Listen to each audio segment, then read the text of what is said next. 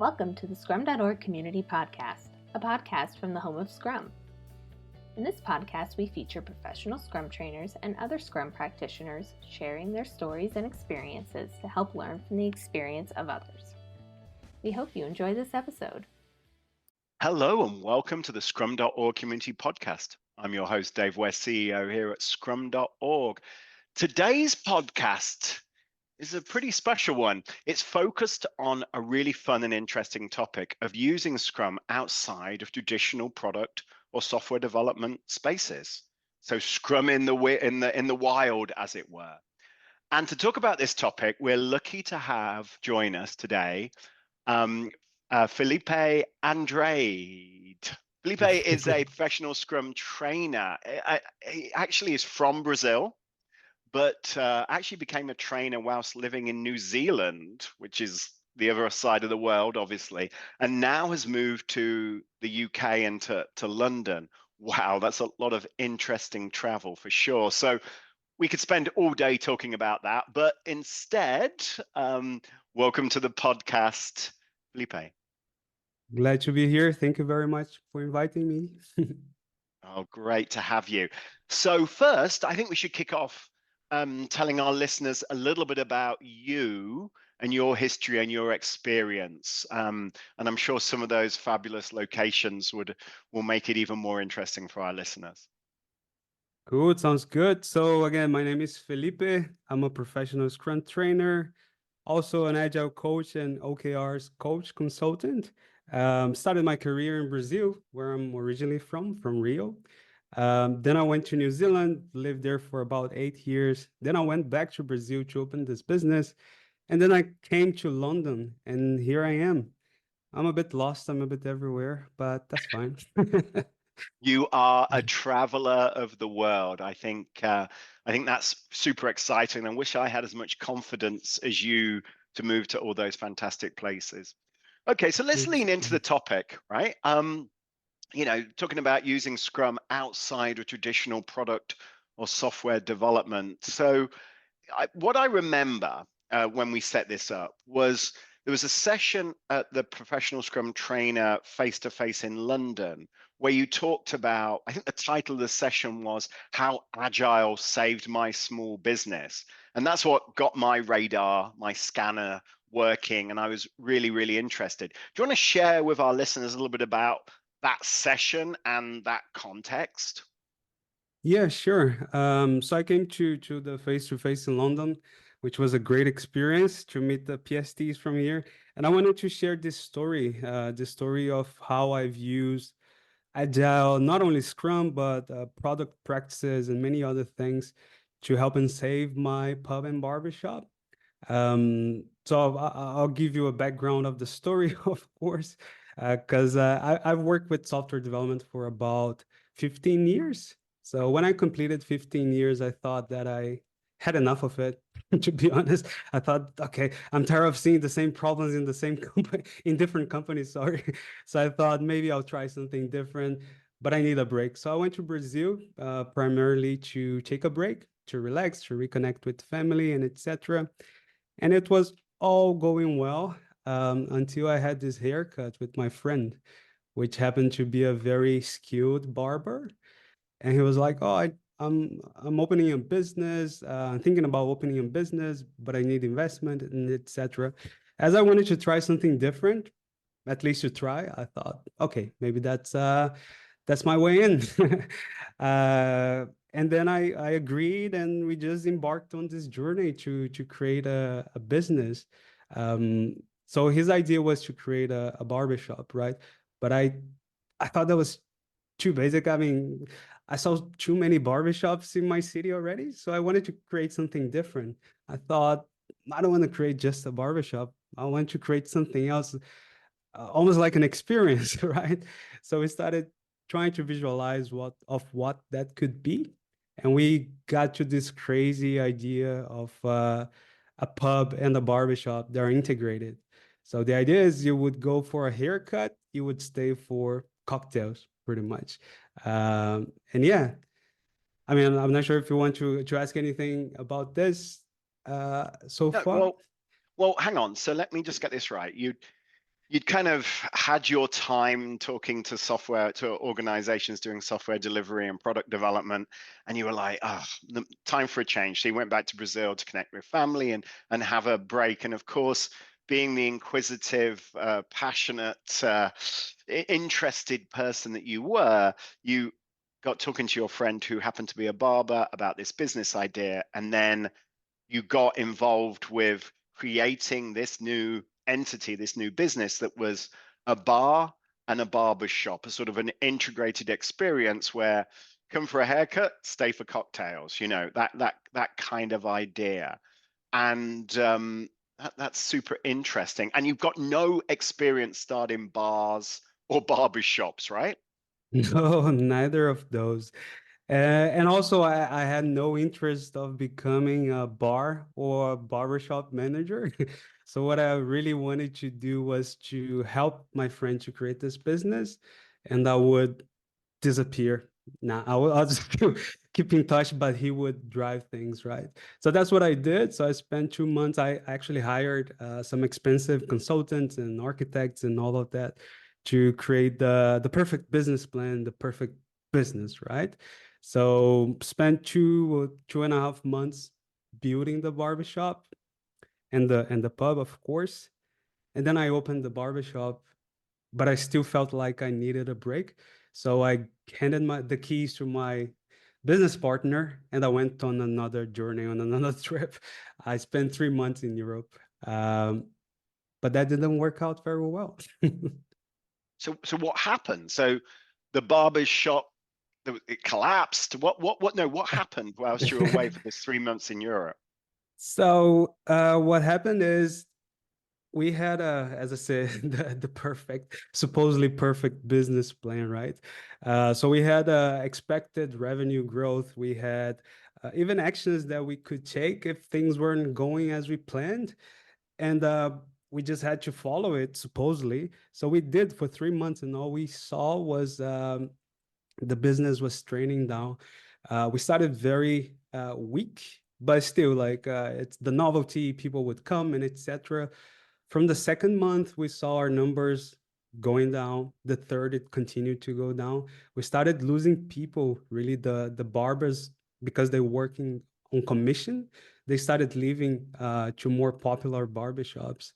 Because, of course, one thing that the business plan didn't anticipate was the changes that would happen throughout that period, right? So, for example, we had increased competition. Two barbershops open at the same time close to us. We had this idea of bringing a very specific offering of cocktails to our city. After the first month, the pubs around us started selling the same cocktails too. So um, we didn't have a way, I would say, to react to those changes. For the first 3 or 4 months, we were just trying to follow the business plan. And this consultant would just say, "Oh, just need patience. Small business take time to work and etc." But really, what the numbers were saying, what the trend was saying, is that we were going to collapse if we kept going that way. So I decided to go back, decided to interrupt my trip and go back and try to help the business out of this situation. Okay, so you'd obviously I'm a lean startup kind of guy, so I believe in sort of product problem fit and then product market fit. So the customers that actually came enjoyed the experience, right? I mean, obviously, you know that I'm bald, so I've not been to a barber shop since 90, I think 92 or 3 was the last Oh time my I went God. and got my hair cut, which is, probably before many of our listeners were born. But I assume that the people went in there to get their hair cut and have a drink, got some value out of it and enjoyed it. So you had a product that people wanted, right? You just couldn't find product market fit. You couldn't get the business wasn't growing, we weren't getting repeat customers, we weren't getting people come back, that kind of problem. Was that the essence of the problem? Yes, I think that was it. So again, the the business plan, all the business plans, they assume that I think they're always made on optimistic, with an optimistic view of the world. So we thought that, of course, like if you see the pictures, our pub and our barbershop is really, really pretty. It's a thematic place, right? So we try to make it like a theme park for adults that want to try to get in barbershop services and cocktails as well. So, but that wasn't enough, like there was something missing. There was something wrong. We just couldn't figure out. We paid more marketing companies. We changed twice the marketing agencies that we used.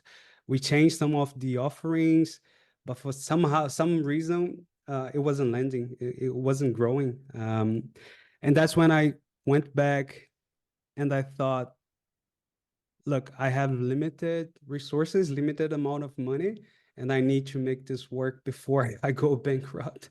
So I need to make a very smart use of the money of the time I have left. And then I thought, there's something that I often use that can probably help me with that. And that was the whole idea of seeing my business as a product, right? Seeing as a business as a vehicle of to deliver value to our customers, which meant that from that moment on, the customer or the users, they would be at the front of all the decisions I made. So pretty much I put away the business plan and I started going to more a discovery mode, trying to understand what is wrong with our business and what is the cheapest way for me to figure out what ideas will take us away or take us out of this situation. And that's about the discovery and validation techniques that we have employed. So we started like observing, talking to customers. We formed customer groups, VIP customers, and etc. And we started collecting a lot of feedback from those conversations. And we pretty much figure out things that we had no idea, to be honest, that the data itself didn't tell us, right? So I would say that the biggest finding, which was shocking, was that many people that use the barbershop, they gave us feedback that cocktails are not for men. So pretty much that there's this culture, at least in my city, which is, of course, we've built the menu, the cocktail menu, targeted to our target audience, right? So we had lots of strong drinks with whiskey. We had lots of Negronis and all of that.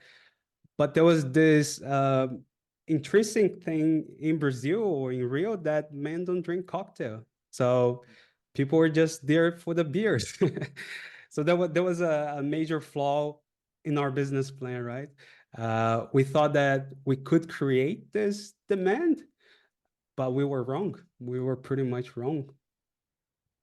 So discovery and validation is all about defining hypothesis, testing those hypotheses in the cheapest, most economic way possible, learning from that test, changing hypothesis, reframing your understanding of the problem and the customer and the situation, and experimenting continuously and getting that feedback. And that's what you did. You did it with, peer group, created groups, you interviewed people, you observed, you looked, you obviously pull people off the street and ask them questions. You talk to the people that worked there. Is that how it really worked? Yes, there was. And I would say, so again, looking at the business as a product really helped us to understand what were our features, right? So we started seeing the services as features, and we started trying to understand how we can optimize the value that those features deliver. So for example, a haircut is a feature, right? So Yep. Do we have data to say if this feature is actually generating value for our customers and for us as a business? So we started having that mindset of trying to identify what was wrong through discovery and etc., but not jumping straight into conclusions. So we've applied this idea of experiment before commitment. So before we would fully commit, again, remember I had only little money. I could not spend a lot of money on things that wouldn't help me, that wouldn't help the pub and the barbershop. So we started, but then I thought, is this possible even? I mean, I've done quite a bit of that with software, right? So we talk about MVPs, we talk about feature fake and all of that. But my question was, can I do something similar to a pub and a barbershop? And the idea is that is definitely I can. So I'll just give you one example. Please do. So I jumped a few steps, but anyway, one of the things I did was to involve the whole team in this sort of discussion, right? I think their input was very valuable. They were facing the customers on a daily basis, right? So one of the girls, one of the bartenders, she came to me in one of those meetings and said, "Look, why don't we do karaoke nights?" And and then I thought, that's not really our thing because I don't know, we were more like on a speakeasy style. We have a barbershop here. I'm not sure if that's gonna fly. But I was saying, okay, anyway, let's try it. Let's try it, right? So first thing, let's start asking people. So when people come here, let's ask them, would you be interested to come to a karaoke night that we don't even know if we're gonna run yet? So we gathered people interested and we had great acceptance of the idea. For some reason, people were like, okay, yeah, I'm gonna bring my wife and etc. Uh, and we had enough data to give us confidence that this was a good idea. But I was still not convinced, and that was more like because I didn't like the idea originally. But I thought, okay, let's go with it. And then, but I said, I'm not gonna buy any equipment. Let's hire a karaoke machine, right? That's the next step. And then we announced this event, which was the karaoke night. We hired this machine, and oh man, that was the best night since our opening. So we sold lots of drinks. People were having fun. I was like, oh shit, she was right. Sorry. And It's okay. then and then I I say, okay, let's do it a couple of times more just to make sure that we're not wasting our time. That's not a temporary thing, right? So we did two other nights. They were pretty great. And then I thought, okay, now we're gonna buy the equipment to maximize profits, right? Because those karaoke nights, they cost a lot of money, so they were eating out of profits. But anyway, so just this idea of doing experimentation really helped me save my money because I could just go for the whole karaoke system and etc. But if that didn't work, what I was gonna do? I'll probably throw my money away. I mean, that happens all the time, right? In software development in particular, you end up building this elaborate architecture, this well-defined product feature that's complete in all essence, error handling, data management, all the stuff. You release it and nobody uses it. And you're like, Yeah, well, what? No, that was. So what you're describing, I think, is this idea of doing the most economic, the cheapest thing possible to demonstrate the value. And then not even believing when people say yes, when they yeah. click on the button, oh, fair enough. But let's see regular clicking on that button before we invest in and actually building the complete architecture, etc. Yeah, definitely. And I think the whole, that mom test when they say you should never ask your mom if a business idea is a good idea because she's always gonna say yes. So I failed that test very terribly with the whole pub and barbershop, right? Because I asked before deciding into jumping into it, I asked my mom, I asked my parents, we asked our friends, and they all said yes. Which also brings me to another topic, which is around the confidence of those signals that you get, right? The strength of those signals, I would say. Because we also had a bad case. I just told you about the nice, the good thing, the good experiment. We had another one, which was pretty bad. So someone suggested when we collected feedback that we could have like a poker table, right? So just so you know, poker is legal in Brazil. It's considered a sport. So we thought, okay, there's no other places in our city that has poker tables. We could do that, right? So from that feedback, we ran a campaign. paid ads campaign on Instagram, Facebook, asking people to subscribe to this poker tournament that we would run. And we had lots of people. We didn't charge for it, but we had lots of people subscribe. And based on that, I made the decision to buy a poker table. And for some reason, when when we've opened the poker table, when we made it public, no one showed up. I mean, maybe 4 people showed up out of the, I don't know, 200, 300 that subscribed. And then on the subsequent weeks, even though we did a lot of marketing, we were still struggling to get a full table.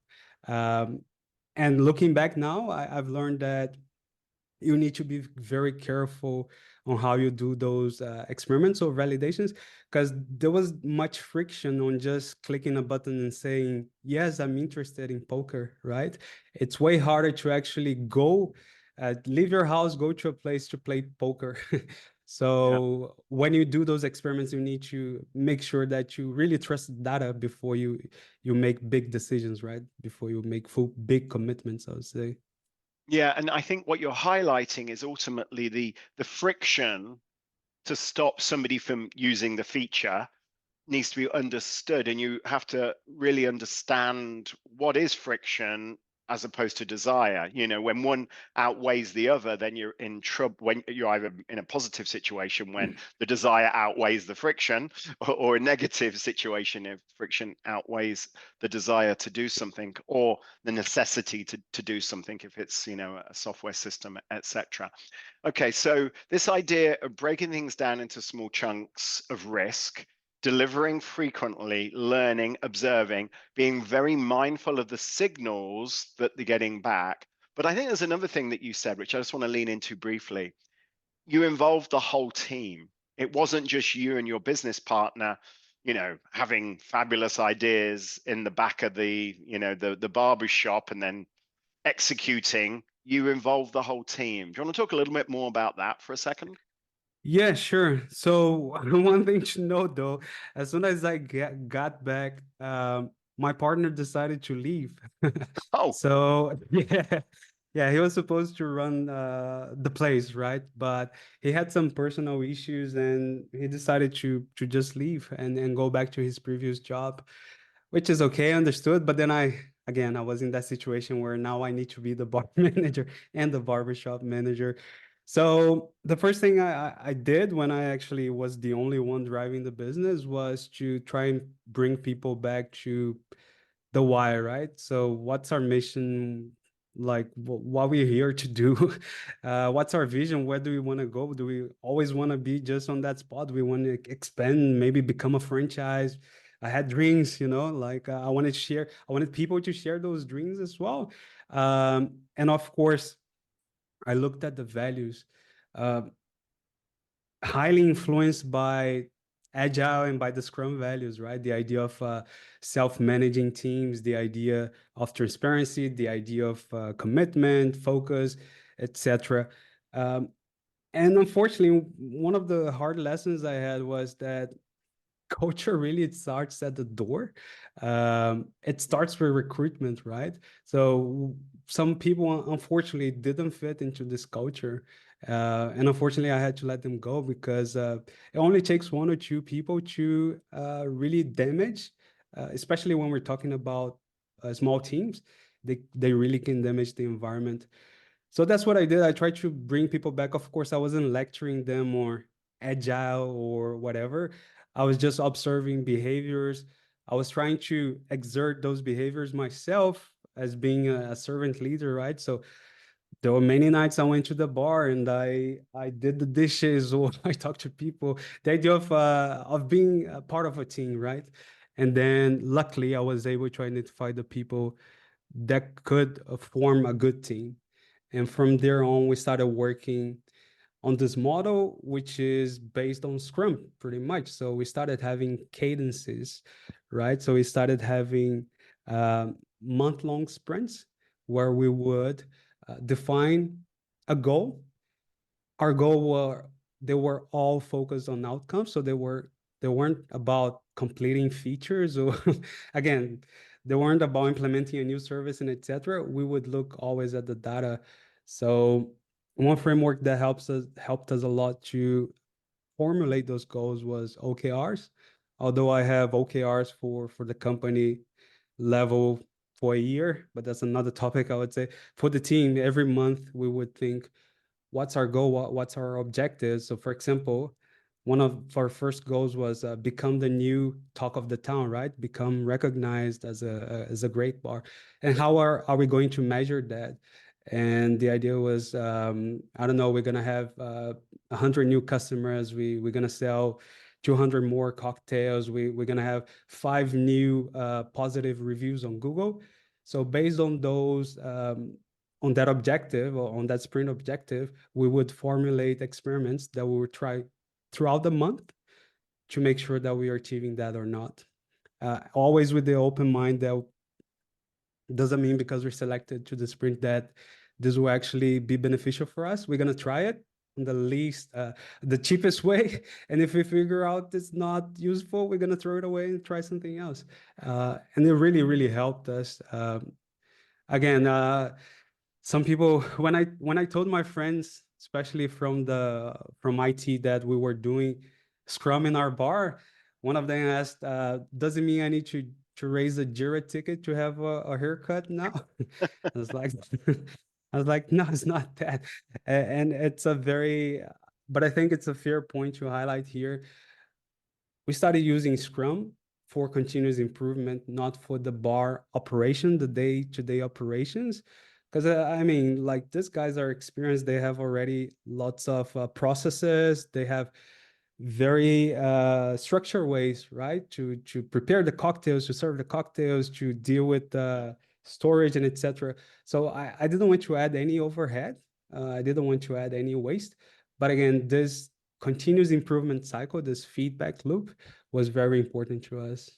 And that's really because obviously improving the outcomes for the bar, for the product that is the bar, is a complex problem. Actually, once somebody's in the bar, we hope that it's not that complex at all. Yeah, We hope exactly. it's actually pretty routine, and that would benefit from a very different process model, probably more lean, probably more traditional, plan based, Exactly. which is exactly what you're doing. Checklists, and I've cleaned the bathroom every X number of hours or whatever, which makes a lot of sense. So okay, now I know we could talk about this all day because Yeah, it's so definitely. interesting. It's such an interesting topic. So I unfortunately have to pull these threads together and finish this off. So now you moved to the UK. Your bar's still operating. Is it doing okay now? Have you sort of instilled this culture, though it's just continuously improving, experimenting? The team that's there is sort of taken ownership of this approach. Tell us a little bit about what's happening now, Felipe. Yeah, sure. So yes, we started seeing improvements after the second month. We started implementing these changes. Uh, it's now part of our culture, right? And also, I knew I wasn't gonna stay around for too long. So I really tried to instill this self-management culture. And of course, I had to select the right people to be part of my team to make that possible, especially when we talk about hospitality, right? It's not something simple. It's not everyone that's equipped with the traits really to follow that culture. But I was very lucky. I assembled a very, very good team, and now they're taking care of the bar. I have 2 bar managers. They're both in the same position. They both share the load, and we talk every week pretty much. So we have weekly catch-ups. We still have our board where we look into the experiments we're trying to do. We look at the numbers. So it's pretty much the same thing. But now I'm doing that remotely. I talk with them on Saturdays, pretty much, and it's been working great. Thankfully, the bar actually expanded to overcome the barbershop. So I've decided to take the barbershop away from the place we are right now. I'm taking the barbershop to a different place. One of the things we found out throughout discovery, and that was a big one, is because the place, the store place wasn't suitable for barbershop because it was hidden, it didn't have easy access and etc. And it, no matter what we did, it wasn't gonna work. So that was the most expensive. This is the most expensive experiment I'm doing so far.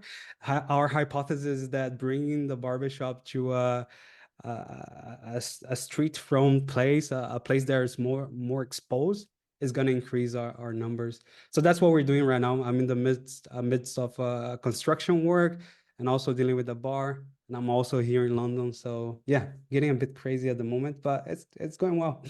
Well, I'm super excited to hear the journey. Hopefully, better come back in a year's time. I do think that opening a ladies' hairdressers, or a salon, I guess you call that, with cocktails, based on my wife's visits, they seem to be very long. I think she would enjoy a cocktail or two during her process. But Nice yeah, idea.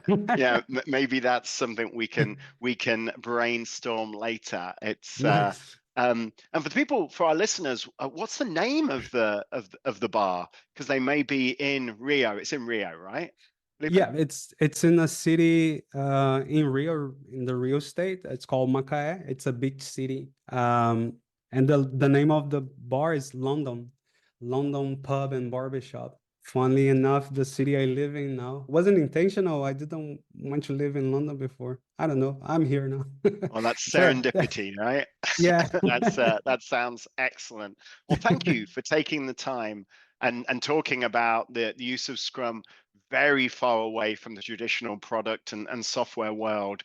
I think there's many amazing parallels that we can take to our day-to-day lives when we're faced with a complex problem. So thanks for taking the time out today and sharing your experiences. Thank you very much for hosting me. It was amazing talking to you. Great. So, and thank you for our listeners for listening today to the Scrum.org community podcast. Hopefully you liked what you heard today. If you do, please subscribe, share with your friends and family. And obviously, if you're in Brazil, that looks like a fantastic bar that you should visit and talk to them about how they can better refine their backlogs and stay on track for their product goals. So I'm lucky enough to hear a lot of these kind of conversations on our podcast channel. So if you're interested in listening and hearing about professional Scrum, product thinking, and of course, agile, please come back for more. Thanks for your time. I'm your host, Dave West. Scrum on.